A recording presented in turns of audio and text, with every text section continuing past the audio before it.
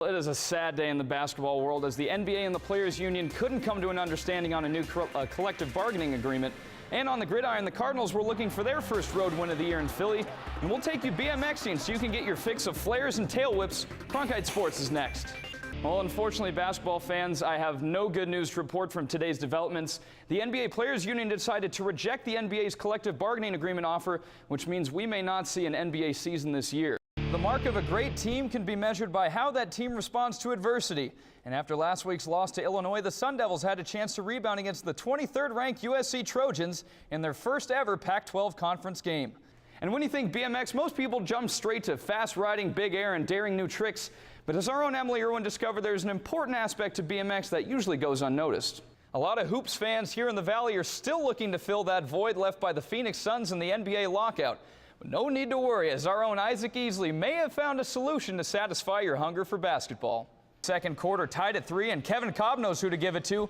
Larry Fitzgerald hauls in the touchdown, and they say he makes catches like those for fits and giggles. Not a sad Sunday for the Arizona Cardinals. To the land of the cheesesteak, Larry Fitzgerald brings in the TD. Larry's now the Cardinals' all-time leader in touchdowns. And then later in the fourth, it's Larry again. Look at this grab. He makes it look too easy too often. That had set up the game winner, and the early bird gets the touchdown. Early Doucette helps the Cards win it 21-17. Kimbrel finished the season with a rookie record 46 saves, and it's not too much of a stretch to say he's the best young reliever Atlanta's had since the Kenny Powers. John Skelton in at quarterback for the Cards. Late in the fourth, Skelton hits Fitz for 6. Nice hands, Larry. And in OT, it's the rook Patrick Peterson breaking off tackles for his third return touchdown of the year. Cards win it 19-13. Peterson sends the fans home happy, and Coach Wiz just a little bit grateful he's got Peterson on his side.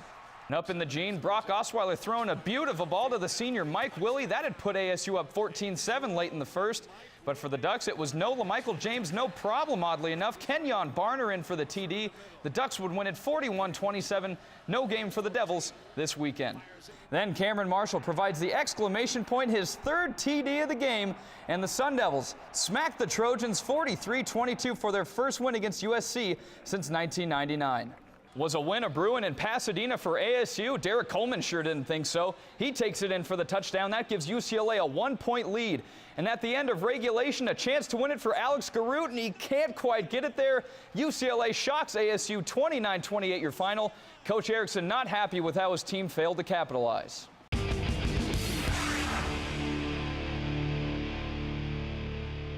Penn State University finds itself in the middle of a child sex abuse scandal involving a former defensive coordinator that resulted in 2 high-ranking university officials stepping down Sunday night. Jerry Sandusky was indicted on 40 counts that range from inappropriate touching of younger boys to statutory rape. Penn State Athletic Director Tim Curley and Vice President Gary Schultz both stepped down Sunday night amidst perjury charges and failure to report an alleged incidents of abuse. Coach Paterno was not implicated in this case, and as a matter of fact, he was a witness at the grand jury hearing. Up in Cave Creek, you need to have some speed if you wanted to outrun 40 bulls. I was able to take in all the madness this week, and as a Spanish tradition, came stateside. What's the best advice you could give to somebody being chased by 40 bulls? Run, run, run. It's as simple as that. The town of Cave Creek hosted their own version of Pamplona's famous Running of the Bulls this weekend, but getting the run to happen was no walk in the park. Phil Amordino is the event coordinator, and despite money and liability concerns, a deal ultimately came about to make the run happen. The concern was that people might think that they're behind it and the Cave Creek was promoting it. So we've structured it where it's now it always has been on private land, but the town of Cave Creek is not involved at all. There were plenty of speed bumps on the road to getting the Running of the Bulls to take place here in Cave Creek, but now that all the runners are here and the Bulls are ready to go, it's time to run. I'd always wanted to go to Pamplona and run with the Bulls in Spain, but never got the ticket to go. So I saw in the newspaper that it was going to be just right up the road at Cave Creek. Figured this is too close to pass up. So. It's the adrenaline rush that makes running with the Bulls the ultimate thrill. And if you want to feel that thrill, some feel that sanity has to be thrown out the window.